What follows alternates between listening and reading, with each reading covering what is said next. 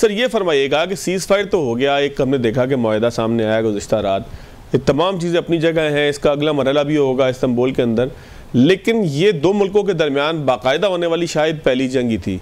तो इसके बाद हमने देखा कि अल्फाज भी चेंज हो गए हैं। पाकिस्तान की डिप्लोमेटिक लैंग्वेज के अंदर अब अफ़गान रजीम लिखा जा रहा है अफ़गान हुकूमत के बजाय। इस तरीके से अफगानिस्तान जो मर्जी कहता रहे, बहरहाल हुकूमत तो लेजिटिमेट वहाँ पर नहीं है। सर लॉन्ग टर्म में क्या नकूश सफारती मामलात पे, दोनों मुल्कों के ताल्लुकात में ये वाक़या छोड़ जाएगा? दुनिया ने इसको कैसे देखा सर? जी बिल्कुल, बहुत अहम डेवलपमेंट है और खुशाइन भी है, क्योंकि देखें अभी तक जो उसमें से इमर्ज किया है वो खासा पॉजिटिव है। जिस तरह आपने कहा, एक तो उन्होंने इम्प्लिसिटली इस चीज़ को माना, इम्प्लिसिटली का मैंने लफ्ज़ यूज़ किया है कि जी वो ग्रुप्स हैं ऐसे जो पाकिस्तान में जो है कार्रवाइयाँ करते हैं और उनको रोकना है। पहले तो जाहिर है वो तस्लीम ही नहीं करते थे इस चीज़ को ना, अभी भी वाज़े तौर पे तो नहीं उन्होंने माना, लेकिन इम्प्लिसिट है उनकी जो ट्वीट्स स्पेशली आया उनके स्पोक्स पर्सन की तरफ से। दूसरी चीज़ ये है कि देखें इसमें मैं पहले भी ये कहा था अपने कमेंट्स में कि 3 चीज़ें तय होने वाली हैं। एक तो ये है कि ये सीज़ फायर जो भी टेम्पररी थी वो कंटिन्यू करे, होल्ड करे, और वो इंडेफिनिट अगर हो, वो बहुत अहम है। दूसरी चीज़ ये है कि मैकेनिज्म्स बने, और वो मैकेनिज्म्स क्या है? वो मैकेनिज्म्स हैं वेरीफाइबल इम्प्लीमेंटेशन के मैकेनिज्म्स हों, कि जो भी अंडरस्टैंडिंग हुई है, मिसाल के तौर पे देखें अगर उन्होंने कहा कि अब वो इस तरह नहीं करेंगे, जो है वैसे तो उन्होंने ज़ाहिर लैंग्वेज ये यूज़ की है कि जी दोनों मुल्कों की बात हुई, लेकिन क्लियर है कि वो किसके लिए है। तो जब वो नहीं करेंगे तो ये वादे तो बहुत इससे पहले भी कई बार हो चुके हैं, ये कमिटमेंट तो पहले भी बहुत बार हुई हैं, लेकिन इस बार क्या मुख्तलिफ है? इस बार ये होगा कि एक वेरीफाइबल उसका तरीका होगा इम्प्लीमेंटेशन का। मिसाल के तौर पे अगर ये ग्रुप्स वहाँ पे काम कर रहे हैं तो उनके क्या लोग वो अरेस्ट करेंगे, क्या उनके लोगों को एक्स्ट्राडाइट करेंगे, क्या वहाँ पे जो उनके ठिकाने हैं उनको वहाँ से हटाएंगे, तो वो जाहिर है जो भी वो मेजर्स लेंगे वो नजर आएंगे ना एकदम। वो ये नहीं कि वो सिर्फ उनकी बात होगी बल्कि वो एक्शंस में आएगी ना। they'll have to walk their talk जिसको कहते हैं ना अंग्रेजी में। तो एक तो ये है, फिर जो है ना उसके बाद सीज फायर जाहिर है पहला, दूसरा ये है, फिर तीसरी चीज ये है कि इसकी जो है ना कम्युनिकेशन दोनों मुल्कों के आपस में, और वो होगी कि मिलिट्री साइड पे भी, ताकि अगर कोई भी जो भी बॉर्डर के मसाइल आते हैं तो वो फौरी तौर पे आपस में बातचीत करके रफे कर सकें, जिस तरह के दूसरे मुल्कों के साथ हमारी इंडिया के साथ भी एग्जिस्ट करती है, कई लेवल्स पे होती थी और वो बड़ी इफेक्टिव होती थी। जब ये कॉन्फ्लिक्ट हुआ है तो उसमें भी आपको पता है कि वो कम्युनिकेशन चल रही थी, फिर भी वो सारा जंग भी चल रही लेकिन कम्युनिकेशन भी चल रही, तो वो भी अहम होगी। अच्छा, अब इसमें जो पहले जो इस तरह की चीजें हुई हैं उनसे मुख्तलिफ क्या है? इस तरह तो जो है ना, आप कई लोग कहेंगे कि जी चाइना में भी आपकी जो फॉरेन मिनिस्टर जब मिले थे तो उसने ये कमेंट किया था, उसमें भी ये बात हुई थी। लेकिन देखें चाइना में जब हुआ था तो बाज़ाब्ता तौर पे एजेंडा ये नहीं था, एजेंडा जो है ना वो तयशुदा ये नहीं था कि जी इसी पे बात होनी है और इसी पे जो है ना, और साथ ही साथ ये नहीं था कि ऐसे आपने काइनेटिक कॉपरेशंस किए थे जिसकी वजह से मजबूर हो कि उनको मेज पे आना पड़ा हो और इसी पे बात करने के लिए। फिर साथ ही साथ सालिसी उस तरह की नहीं थी, मतलब वो एक बाज़ाब्ता सालिसी नहीं थी। यहाँ पे तो बाज़ाब्ता सालिसी है ना, जैसा कतर है, तुर्किया भी है, तो ये पहले से मुख्तलिफ है और इसमें इसलिए आपको सीरियसनेस नजर भी आ रही है। लेकिन इससे पहले भी मैं कह रहा हूँ कि देखिए पाकिस्तान ने तीनों अप्रोचेज इस्तेमाल करनी है, बायलैटरल भी जो हमने की भी, इस बार किस तरह आपने की, आपने मिलिट्री ऑपरेशन के थ्रू की वो, ठीक है ना, साथ ही साथ आपने इकोनॉमिक लेवरेज भी अपना वो कार्ड यूज किया, आपने बंद कर दिया बॉर्डर इकोनॉमिक ट्रांजैक्शन सारी जो है ना ट्रेड उसके लिए। अच्छा, लेकिन साथ ही साथ आपको रीजनल प्रेशर डालना पड़ेगा, जो हमने डाला। अब चाइना की तरफ से भी प्रेशर है, रशिया की तरफ से भी है, ईरान की तरफ से भी है, फिर इंटरनेशनली भी हमने प्रेशर जनरेट किया। हम यूनाइटेड नेशन सिक्योरिटी काउंसिल के मेंबर हैं इस वक्त, और वहाँ पे जो तालिबान सैंक्शंस कमेटी हैं कई जो हैं और उनको चेयर कर रहे हैं इस वक्त पाकिस्तान, तो वो भी उनको पता है कि पाकिस्तान वहाँ पे भी उनके लिए काफ़ी सारे मिसाइल खड़े कर सकता है। तो इसलिए मेरा ख्याल है क्यूमुलेटिव इफेक्ट जो हुआ है वो उस पर बावजूद इसके कि इंडिया उनको वर्गला रहा है इस वक्त कि हम आपको पैसे भी देंगे, ये करेंगे, जो भी है ना, तो आप जो उनसे ना वो पाकिस्तान के खिलाफ उनका कंधा उसी तरह इस्तेमाल करना चाहते हैं जिस तरह पहले वो करते रहे हैं माजी में, जिस तरह करजाई के वक्त में भी किया, अशरफ गनी के वक्त में भी किया और दूसरों के से पहले भी कई बार।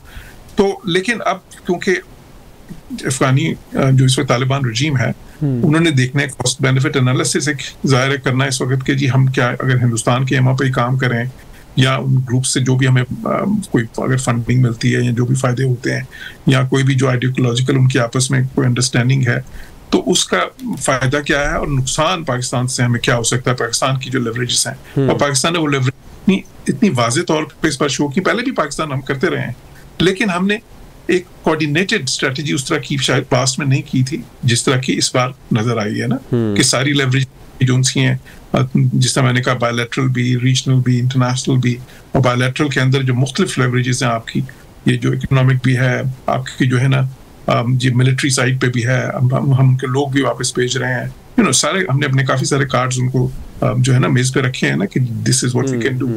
तो इस वजह से एक सीरियसनेस नजर आई है जो है इस वक्त। अब जाहिर है कि एक किस्म से हम कह सकते हैं गारंटर्स हैं, गारंटर्स इस सेंस में बाज़ाब्ता तो नहीं है, लेकिन इस सेंस में क्योंकि वो अगर ये सारी अंडरस्टैंडिंग करवा रहे हैं तो जाहिर है उनकी एक जिम्मेदारी उसमें आ जाती है। तो इसलिए जो है इस बार हम उम्मीद करते हैं कि ये जो है ना this time would be different. लेकिन साथ ही साथ मैं ये जरूर कहूंगा कि देखें ये एक बहुत ही चैलेंजिंग और एक ऐसा प्रॉब्लम रहा है in the past, intractable almost. तो ये एकदम कोई सिल्वर बुलेट नहीं है इसके लिए किसी किस्म की। इवन ये मुज़ाकरात भी जो है ये नहीं कि 100% इधर ही ये जो है सारा कुछ हल हो जाएगा। अभी ज़ाहिर इसके बाद इस्तांबुल में भी होंगे, अब उसमें बाकी बातें भी होंगी जो है ना। फिर आगे को हम जाहिर है एक तरफ तो स्टिक है, दूसरी तरफ कैरेट भी है कि अगर आप जो है जो अपना जो एक इंटरनेशनल कवानीन है, जो इंटरस्टेट रिलेशंस के बेसिक नॉर्म्स हैं, आप उनके हिसाब से चीज़ें करेंगे तो फिर हम आपको पूरा ट्रेड में भी मदद देंगे। अफगानिस्तान में जो इन्वेस्टमेंट हो सकती है या कनेक्टिविटी के जो मंसूबे हैं उसमें भी पाकिस्तान तो बहुत अहम है। तो फिर पाकिस्तान और अफगानिस्तान एक कॉपरेशन की राह पे चलेंगे जिसमें दोनों को बहुत फायदा होगा।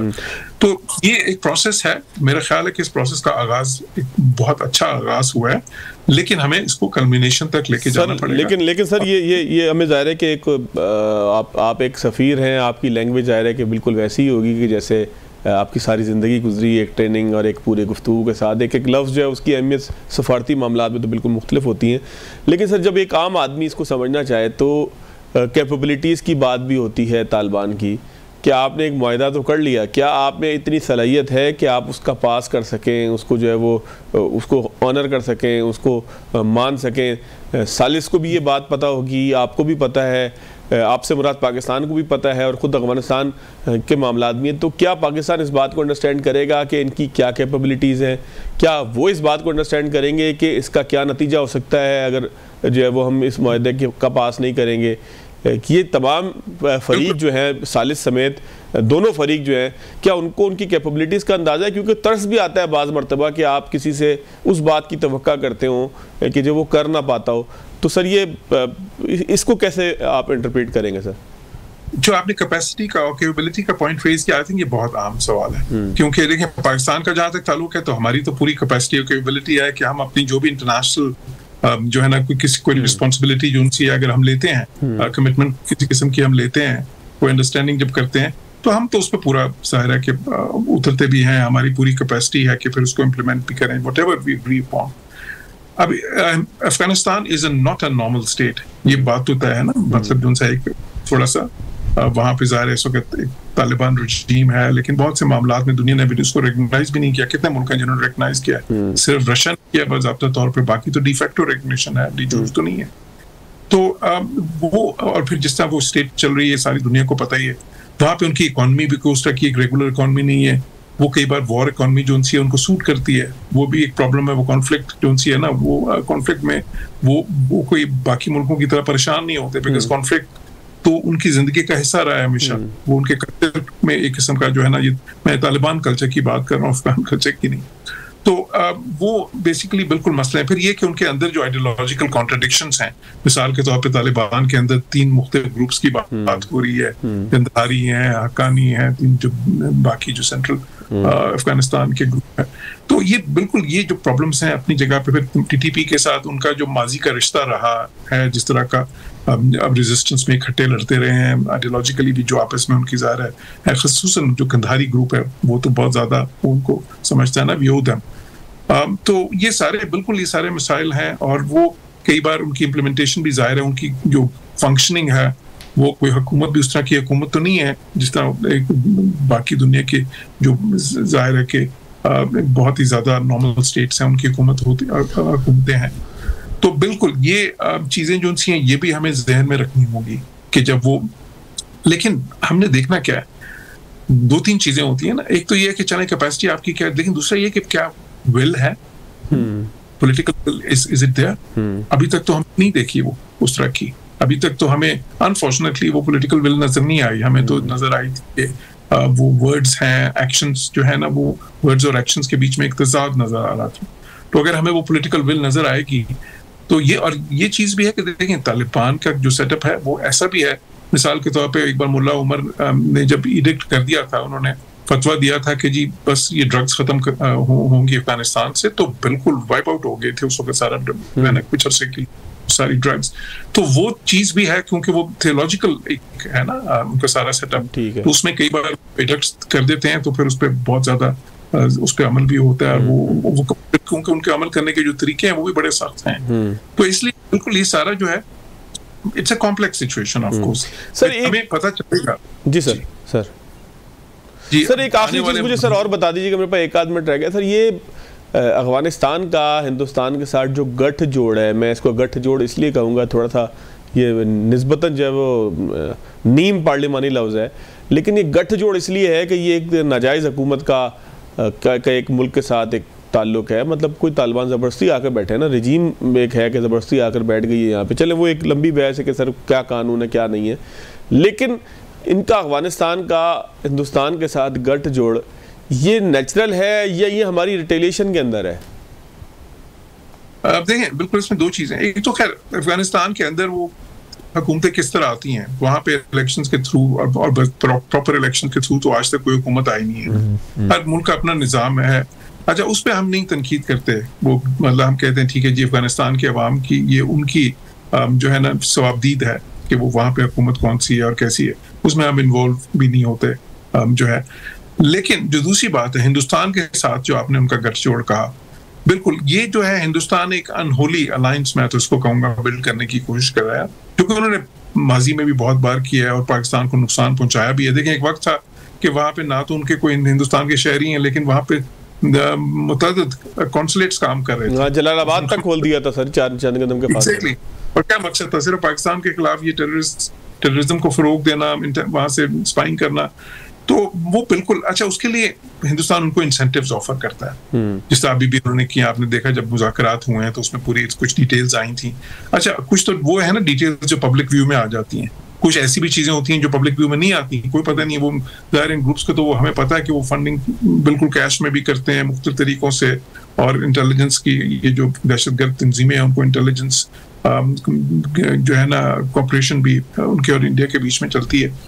तो वो है बिल्कुल। लेकिन देखें अब ये अफगानिस्तान को देखना होगा कि जी कॉस्ट क्या है इसका जो है ना, और बेनिफिट उनको क्या हो रहा है। तो एक कॉस्ट बेनिफिट एनालिसिस जो है ना, और कॉस्ट बेनिफिट एनालिसिस वैसे तो एक बड़ी टेक्निकल सी टर्म लगती है, लेकिन अपने जहन में तो हर बंदा करता है। और सर सीबीए सब बनाते हैं, हम तो कोई प्रोग्राम शुरू करने से पहले भी सीबीए बनाते हैं और टीवी चैनल के अंदर भी। आप जरा मेथोडिकली करते हैं ना, वो वैसे अपने जहन में इसको इंट्यूटिवली भी लोग कर सकते हैं। तो उनको भी सोचना होगा। मेरे ख्याल हमने कॉस्ट तो उनके लिए बहुत बढ़ा दिया है अगर वो उस रविश पे चलेंगे जो हिंदुस्तान जिसकी तरफ तरगीब उनको दे रहा है।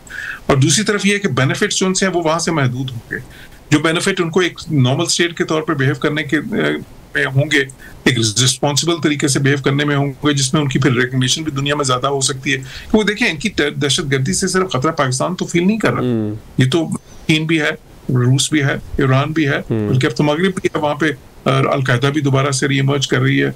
वो जो है ना मगरबी ममालिक भी बड़ी तशवीश से देख रहे हैं सारे। तो उनको सोचना होगा कि देखें ये सब कुछ आपने किया, ये देजा वू तो नहीं है क्या कि वहां पे जब आपने किया था तो उसका नतीजा क्या निकला था, क्या अब भी आप उसी तरफ जाना चाहेंगे?